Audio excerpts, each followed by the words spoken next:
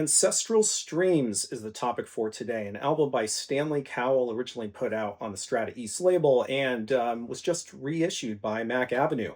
So that's what we're about to dive into. As always, if this is your first time here, please go ahead and subscribe to my channel for more content like this. And you can follow me on Instagram as well. I'm at what_can_brown. One of my most recent videos was a discussion on Charles Rouse's Two is One, which was another of the titles that was originally put out by Strata East and being included in Mack Avenue's reissue series, and Ancestral Streams is indeed another. So this one was recorded in December of 1973 and I believe released sometime during 1974. The original engineer on this was Ron Caron, but of course in the Mack Avenue series we do have the reissue mastering done by Kevin Gray. What else to say about this? I actually think this cover is just really exceptional. So the album cover and gatefold art is by Carol Byard, who designed covers and layouts for I think as many as perhaps 7 Strata East records, possibly more than that. But really fantastic as always, or I guess as we've seen so far in this series. Fantastic packaging, gatefold jackets, glossy, just super high quality. So Stanley Cowell was indeed one of the founders of Strata East Records alongside Charles Tolliver. As far as I can tell, Cowell's earliest albums, in terms of recordings at least, were with Marion Brown. So initially on the Impulse album, Three for Shep, and then I believe on the ESP album, Why Not? Also in the late 60s, Cowell had released, I think, several albums for the Polydor label, which ended up being released here in the US on the record label Freedom. And so typically, at least when you come across Stanley Cowell's records from that time period, here in the US, you're going to see it on the Freedom label. And in some of those Polydor covers, they use kind of a different format, and they're just a little bit more elusive, I would say, here in the United States. But by the time of Strata East's founding, Cowell was also a member of Music Incorporated, or Music Inc., as it's often credited on the covers, which released a number of albums for the Strata East label. Cowell also led the album Regeneration a few years after this, and he was a member of the lineup on the Heath Brothers release Marchin' On. He might have had a few other credits on this, well, his own label as well.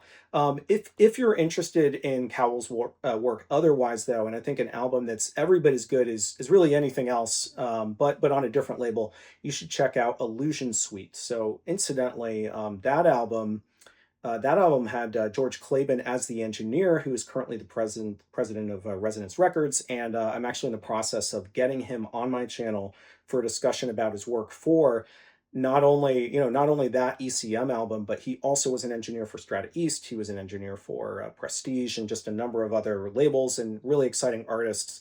So I'm hoping to have that one coming up sometime, perhaps in the next month. We'll kind of see. So on this album, Cowell plays all original compositions in a solo format. As far as the tracks go, 2 of the pieces here appear on Illusion Suite, that album that I mentioned, and those are Mamoon and Emil Dannenberg. Yes, Emil Dannenberg. The piece Equipoise also appeared elsewhere, not on Illusion Suite, but on Max Roach's Members Don't Get Weary. All right, so just a couple of like highlights and thoughts. So first, for me, the track May Moon is the highlight of the album. And don't get me wrong, like the album is full of amazing content, but I really like May Moon. And so if you're gonna preview something, maybe start with that.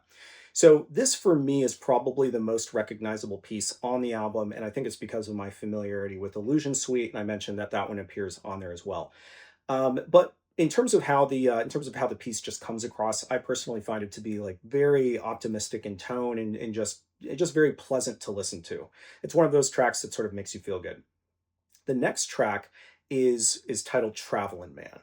And this one, it's one of the shorter tracks, but it's super interesting because I think after you've been listening to, call it a side and a half of solo piano, this one really breaks things up. And the reason why is because Cowell essentially does a duet with himself. So he plays African thumb piano and he also plays electric piano, and the two are layered. So everywhere else it's an acoustic piano, but here it's electric piano and African thumb piano.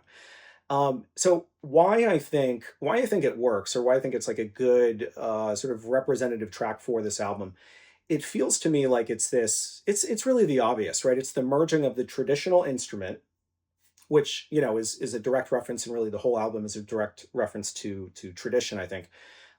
Which is kind of layered with Cowell's influences from Art Tatum, but also maybe the older sort of origins of music. So all of that is then mixed with this electric piano, and I just think it's a really nice combination of sounds. Again, the sort of the old and the new. So I like that one. I also really like Equipoise, which I understand is one of those pieces that Cowell played perhaps frequently. But I really love the solo version of that here as well. Um, and so I think, again, at the same time that I think this album works very well as sort of a cohesive statement. There's a lot of similarities in terms of tone and themes, I think, across the album, and it's beautiful as a whole. But those are some of my highlights.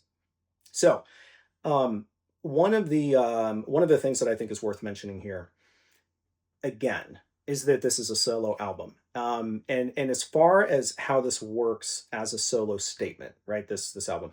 So I personally think, and this is going to go without saying, right? Like, so piano works as a solo instrument probably better than almost anything, at least for me. So maybe that can be left unsaid. And it's probably the most common instrument to use in a solo format as well, whereas a solo version or solo album of almost any other instrument comes across as maybe a little bit unusual. But still, even within the space of pianists who often perform solo. So I think of like Keith Jarrett, Mel Waldron, Ahmad Jamal, and I know that there's others who have put out just purely right solo piano albums. This one for me really stands in, I think, the sort of the upper echelon in terms of how brilliantly it highlights the artist's capabilities, um, while also, I think, not coming across as just like a stale recital or like an exercise in technique. So, Cowell obviously is an incredibly talented pianist, and I'm not suggesting that he isn't, but I think what I mean is that the focus of the listener is not on the technique, and it's on the message and like the themes of his pieces. So one other thing that I want to address about this album, just because I think it's like a good, I don't know, like example. So people often talk about, I guess when I say people, I mean people in this sort of jazz vinyl collector, kind of community. Um, People often talk about the Strata East sound as if it's like a singular or like a uniform thing, that is demonstrated like really on each of the albums in the catalog. And I don't really think that that's true. So I see Strata East as a combination of artists and styles, that are each doing their own thing, and maybe just the connective tissue is that the artists are sort of free to express themselves, in a creative way, but not necessarily that the albums themselves are related or that there's a consistency in sound across albums. So, I don't think that anyone would say that this particular album sounds like, I don't know, like Milton Marsh's Monism or the Composer's Workshop Ensemble, or really anything else. I don't think that the label put out.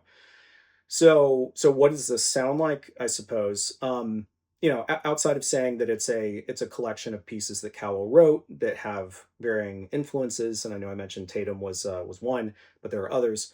I think it comes across as a formal concert. It's clearly played on a really beautiful sounding piano, and I think it's recorded probably just as beautifully as well. And this is something that I think that I think that you can't say that this is this is consistent, in terms of sound across the rest of Strata East's output, and there's the obvious element of the fact that this is, I believe, their only solo piano record, but I also just think the priority in terms of how they wanted the music to come across on some of these different albums was just very different, and it was about interaction, and it was about sort of spontaneous energy. And this album to me feels more carefully structured, more carefully played, I think, at the same time that there's a ton of emotion in it.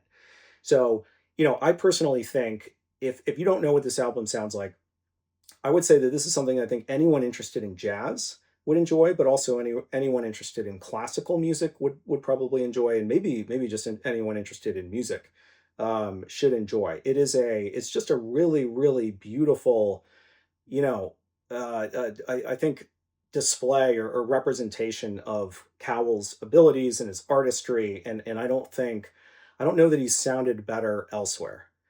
Even if there's other albums that I like just as much, I just think that he is, with him singularly on display and all the focus on him, you really get a sense of just how brilliant he was.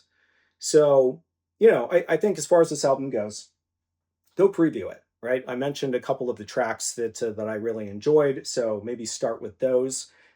You can go and get this still on Mack Avenue's website at last check, even though I know that I've been people have been asking me because I think they were expecting it to be available in some of the retail outlets and they couldn't find it. So I think probably still your best bet is to go to Mack Avenue if you're looking for this, or obviously you can try a local store or something like that.